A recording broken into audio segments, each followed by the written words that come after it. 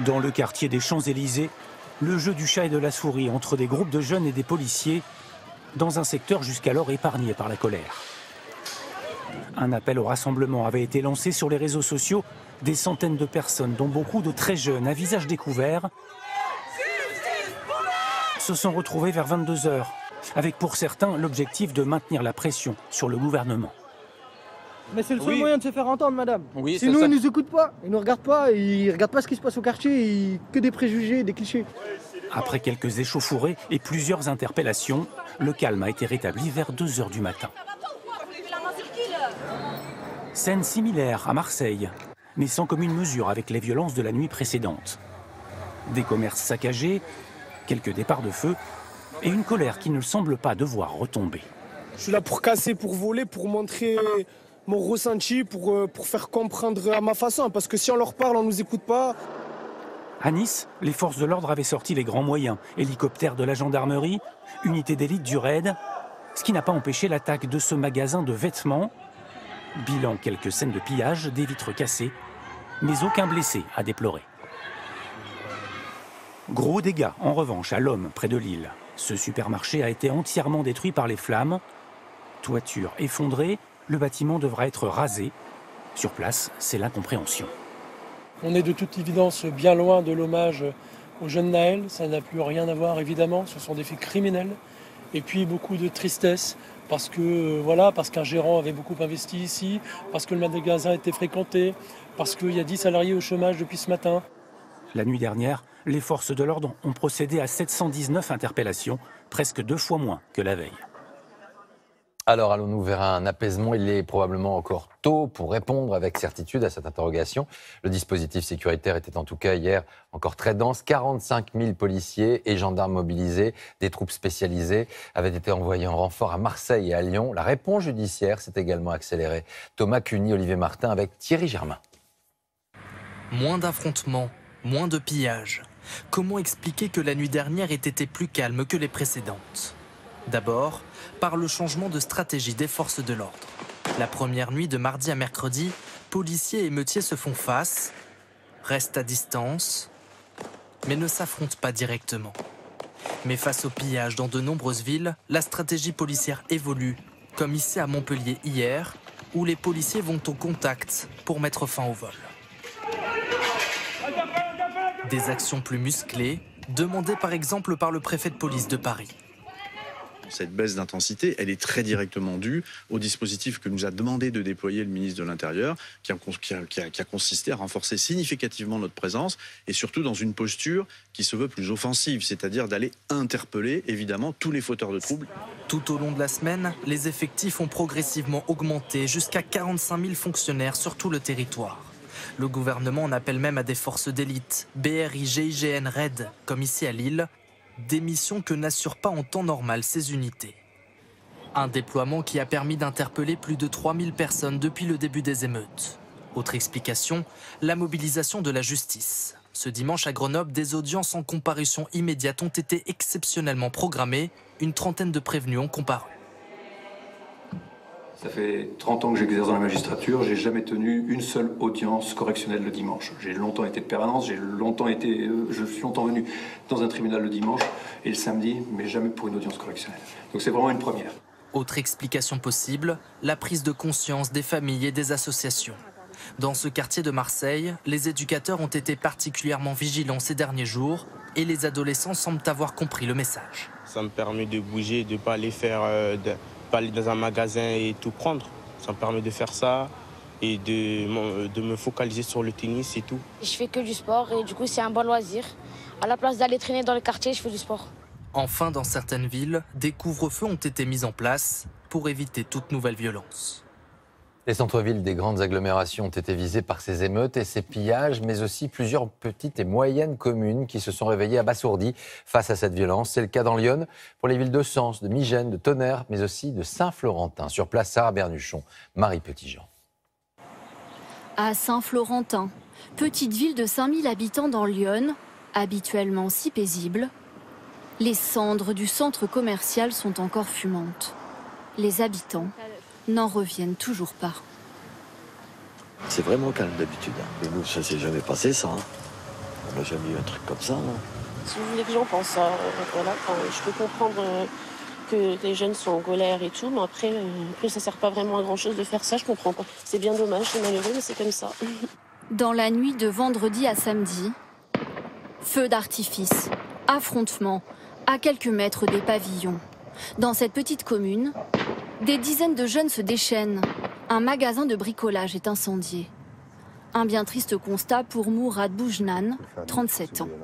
C'est désolant de voir ça. Nous, en tant que grands frères du quartier, on est déçus de voir un magasin comme ça en centre. Quoi. On est déçus. Lui a grandi ici, non loin des incendies. Et depuis plusieurs nuits, ça les gars, bien. Ce grand frère bénévole qui connaît tout le monde tente de calmer les esprits. Ça va? Mais selon lui, la colère est profonde. J'ai connu les émeutes de 2005, ouais. Et qu'est-ce qui est différent là? Je pense que la génération est différente. Ouais. Aujourd'hui, il y a une grosse marmite où on a tout mélangé dedans. Discrimination, racisme, violence policière, oubli de ces jeunes de quartier. Et tout ça mis dans une marmite et aujourd'hui, la marmite a explosé. Alors, pour mieux tenter de comprendre ces jeunes, Mourad Boujnan échange jour et nuit avec le maire, très mobilisé lui aussi sur le terrain. Vous n'avez pas beaucoup dormi ces derniers jours? Pas du tout, même la nuit d'avant. Hein. Je suis persuadé, on en a parlé, qu'on n'avait pas que nos gars à nous. Quoi. Hein, parce que nous aussi, on a notre petite bande de petits voyous, mais qui ne sont pas... C'est vraiment une petite minorité. Et maintenant, il faut qu'ils payent. Hein. Après, je me dis, c'est pas pour ça que je vais changer d'avis sur tout mon quartier, que j'aime bien. Un travail d'apaisement qui a porté ses fruits. La nuit dernière a été calme. Pour tenter de renouer avec sa jeunesse il y a un an, à Saint-Florentin, un club de foot a été créé. Ici, plus d'un jeune sur 4 est au chômage. Le président de la République, qui devait se rendre jusqu'à mardi en Allemagne, a donc reporté son déplacement et il a réuni autour de lui à l'Élysée plusieurs de ses ministres, notamment la première d'entre eux. Sur place, on va retrouver Guillaume Darey. Bonsoir Guillaume, c'est une séquence politique intense et à risque qui est en cours, une de plus, on pourrait dire, pour l'exécutif. Oui, pour le président de la République, il y a une volonté très claire au travers de cette crise de renvoyer l'image d'un chef de l'État qui est ferme et mobilisé, d'un chef de l'État aussi qui s'assure très concrètement que les missions, le travail qu'il a confié à ses ministres est fait et bien fait. C'est d'ailleurs l'objet de la réunion qui se tient actuellement. La question, par exemple, de la répression pénale avec le ministre de la Justice, la question de l'indemnisation des commerçants qui ont subi des dégradations et même parfois des destructions avec le ministre de l'Économie. Et puis plus largement la protection bien sûr des élus locaux ou encore le dispositif de maintien de l'ordre. Il faut continuer d'agir avec sang-froid. Avec sang-froid, ce sont les mots d'un des plus proches conseillers d'Emmanuel Macron que j'ai eu en fin de journée. L'Élysée qui souligne que les violences et les dégradations, les destructions ont été moins nombreuses lors des 2 dernières nuits et qui espère que ce sera la même tendance lors de la nuit prochaine. Je vous rappelle que 45 000 policiers et gendarmes seront à nouveau déployés ce soir dans toute la France. C'est ce qu'a annoncé le ministre de l'Intérieur, Gérald Darmanin. Merci Guillaume. Arrêtons-nous maintenant sur le désarroi de plusieurs associations. Des antennes de la Croix-Rouge, du Secours populaire, des Restos du Cœur ont été incendiées ou saccagées. À Bobigny, c'est le bus du Cœur que nous avions mis en lumière il y a quelques semaines dans le journal de 20h qui a été détruit par les flammes. Ce sont des centaines de données médicales qui sont parties en fumée et la possibilité pour des femmes de bénéficier de dépistage cardiovasculaire. Frédéric Prabonneau avec Manon Harib et Mélior Mouama. Il ne reste qu'une carcasse calcinée de ce qui était le bus du Cœur. Il s'était installé à Bobigny pour offrir aux habitants un dépistage cardiovasculaire gratuit. Il a été incendié lors de la 2e nuit d'émeute, provoquant la colère des bénéficiaires. Il y en a qui ne peuvent pas se soigner et là, on nous avait donné l'occasion de venir se soigner. C'était gratuit. C'est dommage que ça se passe parce que c'est nous, les habitants de Bobigny. Ce n'est pas les autres habitants qui vont venir faire. C'est nous les perdants. Ce bus, le voici il y a quelques semaines en Ardèche. Depuis 2 ans, il a parcouru les déserts médicaux pour dépister les maladies cardiovasculaires chez presque 7000 femmes. À l'intérieur, du matériel de pointe, parti en fumée, sous les rires de ceux qui filment la scène. Sa cofondatrice, cardiologue à Lille, est encore sous le choc. Il reste vraiment plus rien, quoi. Donc toutes les machines de prélèvement biologique, le mini-laboratoire a fondu. Mais également, dans le coffre du bus, on avait rangé le soir les appareils qui coûtent 300 000 €, le bus, la caravane, tout le matériel qui a été perdu. C'est comme un deuil. Hein. Au-delà d'être un outil de travail, il y a eu des échanges très poignants. On a eu des femmes qui ont retrouvé le sourire, on a vraiment sauvé des vies. Pas question d'abandonner. Le fonds a lancé une cagnotte en ligne pour que le bus reparte dès septembre soigner les femmes. Mêmes images à Nanterre, où un véhicule logistique de la Croix-Rouge a été incendié. Autre victime collatérale, les Restos du Cœur, avec 4 centres touchés, dont celui de Vernon, dans l'Eure. Qu'on s'en prenne à toute la structure qui est vraiment au service des habitants, les plus nécessiteux en plus. Non, ça, je ne le comprends pas. Certaines associations ont perdu les locaux où elles accueillaient les habitants, de la maison de quartier de Troyes dans l'Aube à la MJC de Saint-Brieuc, en Bretagne. Une nouvelle fois, la nuit dernière, plusieurs commissariats et casernes ont été ciblés. Les policiers et gendarmes sont en première ligne avec des face-à-face d'une extrême violence. Certains d'entre eux ont également été visés par des tirs d'armes à feu. Ce fut le cas à Nîmes, à Paris, mais également à Vaux-en-Velin. Témoignage ce soir signé Éric Pelletier et nos équipes en région. Un policier à terre, touché, puis évacué, blessé comme des centaines d'autres. Ce fonctionnaire que nous avons rencontré intervenait à Vaux-en-Velin lorsqu'il a été pris pour cible, touché aux jambes par une munition à grenaille. À un moment donné, on a eu un individu armé qui a surgi d'un bosquet, qui s'est déporté, qui nous a visé, qui a fait feu. Des collègues ont été blessés, 4 collègues impactés, blessés, on va dire oui, sérieusement par des éclats. J'ai connu tous les événements précédents, notamment sur Vaux-en-Velin, l'Est lyonnais. J'ai jamais connu ce degré de violence, cette détermination. Ce policier expérimenté a connu les émeutes de 2005. En poste près de Montpellier, il observe le même regain de violence.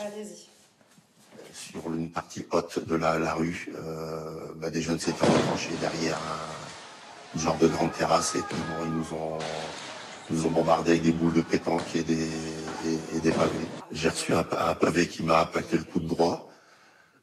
Et donc, ça m'a écrasé les tendons et l'articulation. Ce qui m'a touché aussi, c'est l'âge de ces jeunes qui manifestent violemment.